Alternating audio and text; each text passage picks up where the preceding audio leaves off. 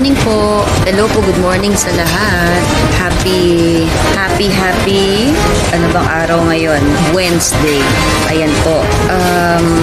Yun nga po, isinoli na po natin yung award. Opo, sinoli na po natin yung award sa UST Alumni Association Incorporated. Bago po, una po sa lahat, nagpapasalamat po tayo sa UST AAI o UST Alumni Association sa award, sa recognition na ibinigay sa atin. Kagabi nga po, naglabas sila ng statement na pinaninindigan nila yung award. Bago pa po sila maglabas ng statement, ay sinabi ko na kay Sir Henry Tenedoro, yung presidente po ng Alumni Association, na kung kinakailangan ay ibabalik ko po yung award.